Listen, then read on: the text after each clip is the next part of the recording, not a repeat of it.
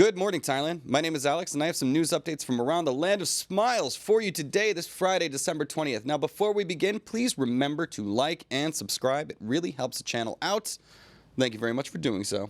Now, today, we have got a classic episode of GMT with lots of farangs behaving badly in, you guessed it, Phuket and Pattaya. And a little later, we'll be talking about a horrific arson at a Vietnamese karaoke bar and then some high-level negotiations between China and India amidst their ongoing border dispute in the Himalayas. First up, we're off to Phuket.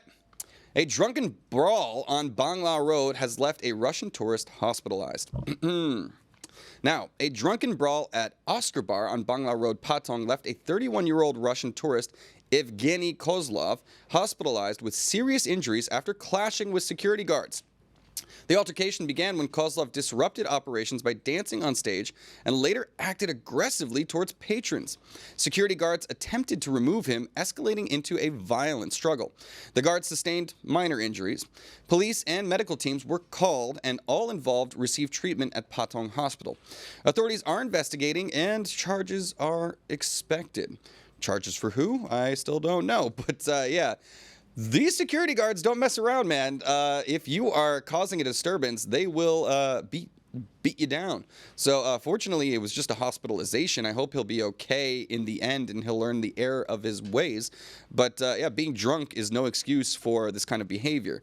So yeah, just another day on Bangla Road, man. It seems like this kind of thing happens all too often.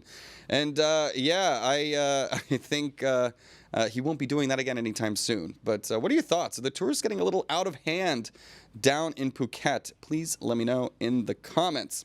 Now, our next story. This is a weird one, a little bit tragic. Well, definitely tragic, but yeah, it's kind of a wake-up call because these kinds of things can just happen at any moment. Now, a tailor has died at his sewing machine in a Pattaya market. Now, a tailor tragically passed away at his sewing machine in a market after collapsing unexpectedly. A customer found him unresponsive while collecting fabric and alerted locals who called emergency services. Despite swift medical response, he died en route to the hospital. The tailor's sister, who confirmed his death on TikTok, expressed shock as he had no known chronic illnesses. She also appealed for his children to contact the family to attend his funeral planned this Saturday. This is terrifying, right? Like, he was in a market. It's a busy market. There should have been people around, and it's a little unclear as to how long he was slumped over his machine before he was found. The autopsy has not yet confirmed exactly the cause of death. But yeah, it can happen in a moment, people. So, I don't know, count your blessings. Heart goes out to the family. They'll be mourning the loss, and by all accounts, seems like a good guy. Just sometimes the stars align in exactly the wrong way. So anyways, tough. Hold your loved ones, everybody. You never know what could happen. Moving on. All right. Another scary story. Now, a Thai woman has been hospitalized after drinking a laced beverage in Pattaya. Cover your drinks, people. A Thai woman was hospitalized after accepting a laced drink from a Chinese tourist during a night out on Walking Street, Pattaya. The tourist offered her orange juice after she declined his advances. Hours later, she experienced severe symptoms, including vomiting, rapid heartbeat, and purplish extremities, leading her to seek medical care. Blood tests confirmed drugs in her system, though the substance was unidentified. The woman vowed never to accept drinks from strangers again, urging others to exercise caution. The incident highlights the need for vigilance and stricter safety measures in nightlife settings. Yeah, especially, okay, dude, all right. Little mistake on her part, right? Like, the man was coming on to her the entire time. She's like, no thanks, stay away, please. After you've already turned them down that much, and then he offers you orange juice? Like, what is that kind of a nightlife drink, I guess? Just, hey, here, have a quick little glass. Yeah, don't accept that because, yeah, especially if they're being pushy. You know, apparently the old pill in a drink or whatever, substance in a drink is still a move that gets made sometimes. So fortunately, this girl ended up being okay. It could have gone much worse, but guys, like, all right, first of all, men, disgusting. Stop it if you're inclined to that kind of behavior. Nobody wants a ditty at the party, okay? And yeah, girls, be careful, all right? It is still a little bit of a Wild West situation out there in the nightlife, and you know, not just here in Thailand, all over the world. Yeah, vigilance, keyword there. All right, well, on to our next story. There's been a lot of concern about the popularity of Pattaya. And the locals are a little worried about its infrastructure and how it can handle the influx of tourists. Pattaya Beach is bustling with international tourists during the high season, but locals are raising concerns about the city's infrastructure and management. Complaints include poor road conditions, unfinished projects causing traffic chaos, and ineffective one-way systems on Jomtien Beach Road. Locals also criticize the overabundance of boats and inadequate cleanliness on the beaches, diminishing their appeal. While the tourist boom boosts the local economy, residents urge city officials to address these issues through better road maintenance, traffic management, and environmental efforts to ensure sustainable growth and maintain Pattaya's global allure. Yeah, look, I've been down to Pattaya recently, went out to the beach. I thought it was in, you know, pretty good condition. I've seen it in a rough state, but recently I thought it was very nice. I will say, okay, so I went to Wonderfruit and we stayed up all night. All right, the idea was, are we gonna go to sleep at the hotel and wake up in a couple of hours and then get a ride back home? No, we decided to just go home at like 7 a.m., 6 a.m., something like that. And I kept ordering bolts, and they kept being stuck in traffic for like 10, 15 minutes. I had to cancel and reorder a whole lot. And I'm like thinking, 6 in the morning on a Sunday, what is going on? So apparently there are some real infrastructure problems, and I have been affected by it. So anyways, people in Pattaya, what do you think? What could the city be doing to improve the situation down there? Let me know in the comments, please. All right, back to Phuket. We have some more misbehaving tourists. Tailor's oldest time. Foreign tourists dragged a locked motorbike through Patong streets, ignoring police warnings. A viral video shows 2 foreign tourists in Patong defying police by dragging a motorbike with a wheel lock attached, ignoring warnings from bystanders. The incident on Tawiwong Road sparked online criticism, with some blaming lax enforcement and disrespect for local laws. Social media users mocked the situation, suggesting stricter measures like anchor chains. The behavior reignited debates about tourist conduct and law enforcement in Thailand, especially following the visa-free entry policy. Authorities have not yet commented on the event. Now, like, come on, dude. I don't know how blatant it can be. And yeah, I can understand why the locals get frustrated with this, where like, hey, police are like, hey, stop that. And they're just like, do one, you know, like, and they're just getting away with it. So I can completely understand the frustration from locals who want to see more enforcement. Honestly, yeah, clean up the scene, man. Like, I don't think allowing tourists to get away with this kind of stuff is a good, healthy thing for the long run, for the long-term behavior of people coming here to Thailand. Obviously, everybody is coming to Thailand to have a good time, go out and have some drinks, but some people are taking it too far. Case in point. Yeah, so let me know. Would you guys like to see better enforcement amongst, you know, tourists with the police here in the Land of Smiles? Yeah, weird. I don't know. I think that's just maybe the police are cautious, right? They don't want to go around arresting everybody and make a sort of a fear spring up and gain that reputation, right? But at the same time, if you're doing illegal things, you're doing illegal things. Like, it's a pretty cut and dry. So I don't know. It's not like other places where you see like horror stories where like maybe there's kidnappings and things like that in other parts of Southeast Asia. So I was watching a murder documentary earlier about the YouTuber who got kidnapped in the Philippines. Anyways, it's fresh on the mind. Thailand doesn't really have those issues. It's more the other way, a little too lax in terms of their own behavior. So I don't know. Behave yourselves, foreigners. Respect Thailand while you're here. We're guests. All right, now moving on to our last story in Thailand before we get to the ASEAN section. We have a miracle.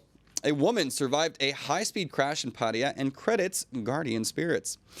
A 21-year-old woman survived a high-speed crash near Pattaya with only minor injuries, crediting her miraculous escape to a guardian spirit she prays to before driving.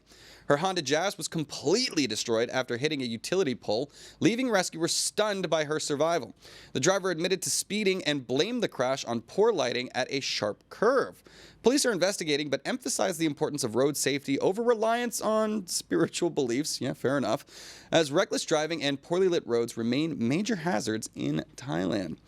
Yeah, I'll say this. I was doing those roads off to Wonderfruit. There were some times where there was like no lights on the road, and it was pretty scary. You got to pop on the high beams and stuff like that. I'm used to driving in country roads in America, so that's not too uncommon. But yeah, in this case, this girl just got lucky.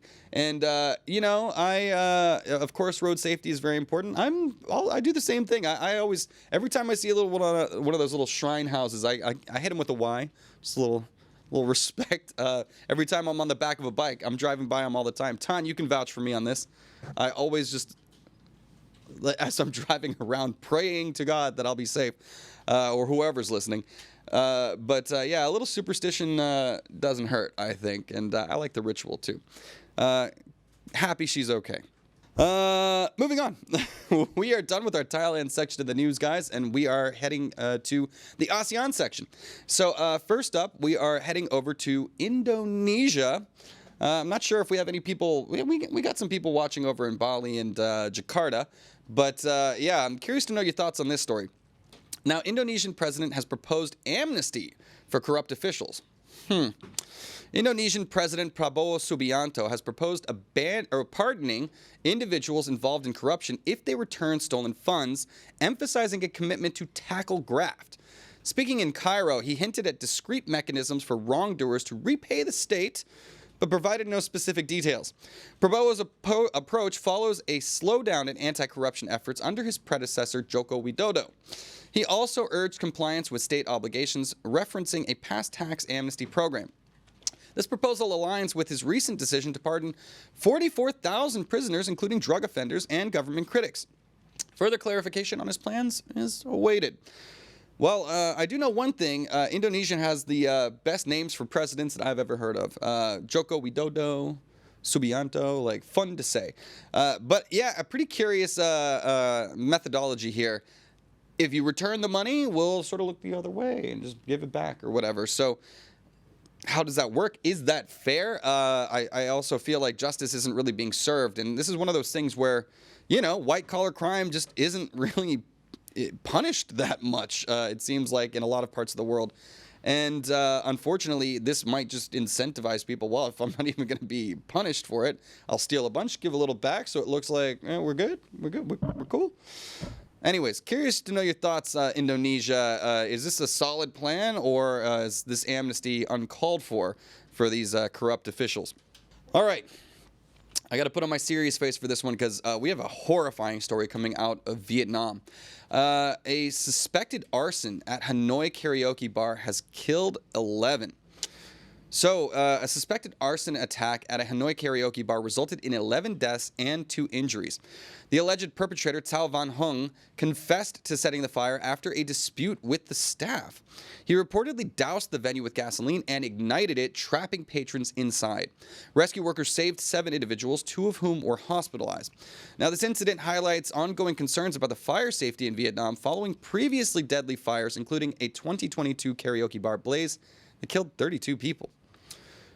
Oof, what a scumbag move, man. Like, all right, you get into a dispute. How is that the rest of the other people's problems, right? Like, if you're having some altercation with the venue itself, why you got to go and do that and, like, create a whole bunch of, you know, trauma and chaos and loss of life for just simply other patrons trying to have some fun and sing some karaoke?